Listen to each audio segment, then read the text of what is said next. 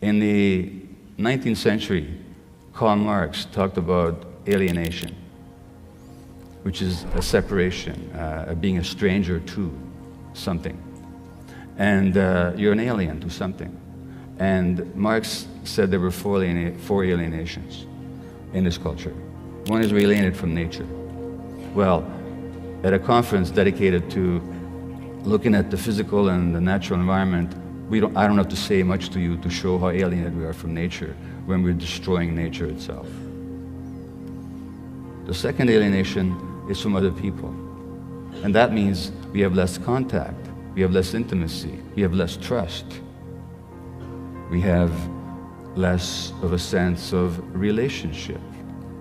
And that, of course, as I've shown you, leads to increased propensity to illness, physical and mental. We're alienated from our work. A lot of people no longer do work that has any meaning to them. And that means that, and since human beings are productive creatures, we really are created in the image of God. We're meant to create. When we do work that's not creative, that doesn't reflect who we are, that imposes depression, anxiety, a sense of meaninglessness.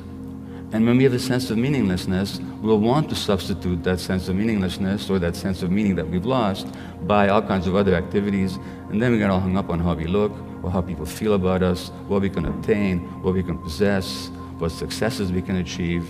In other words, all the false substitutes which cannot possibly compensate us for the lack of genuine meaning. And of course, what this society does, it sells us a lot of products that substitute for that loss of meaning. In fact, much of the economy is based on a loss of meaning in our culture. Finally, and most importantly, we become alienated from ourselves. Now, let me ask you a question here, and I'm going to ask for a show of hands. How many of you had the following experience? That you had a powerful gut feeling about something, you didn't pay attention to it, and you were sorry afterwards? Please put your hand up if you have. Okay? I think the ayes have it. If I asked you the obverse question, as to how many people have had a powerful gut feeling, you ignored it, and you were glad about it afterwards, how many would not put your hand up? Well, I'm not sure. I'm seeing very few hands here. Well, that means to say, now you know what you're telling me? You're telling me that at some point in your childhood, you got separated from yourself. Because no infant is born without gut feelings. Infants are totally connected to their gut feelings. Have you ever met a 2-day-old who didn't know how to express their gut feelings? And that means that in this culture, something very powerful happens to alienate you from your true self, because the world couldn't stand who you really were. And your parents were too stressed themselves to honor and recognize who you really were. Just as a parent, I did that to my kids without meaning to. And then we become alienated from ourselves. We shut down our gut feelings, and our gut feelings are not luxuries, you know. They tell us what is right and what is wrong. They tell us what is dangerous and what is friendly. They tell us what is safe and what is dangerous. And they tell us what is true and what is false. So when we're alienated from our gut feelings, we no longer have a sense of reality, no longer have a sense of truth. Well, the good news is that human beings can regain their sense of connection to themselves, just as we can regain our sense of connection to our nature.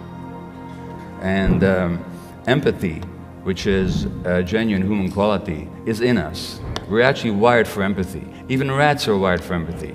When you stress rats in the laboratory by shocking their feet with electricity, they're more stressed watching other rats being shocked than when they're shocked themselves. Their stress hormone levels are higher. That's our nature as human beings. So contrary to the myth in our culture that we're separated, individual, aggressive, competitive creatures, we're actually wired for empathy, wired for connection, wired for love, wired for compassion. So really, to move forward, all we have to do, not an easy task, but it's certainly available to us, is to get back to our true nature. Thank you.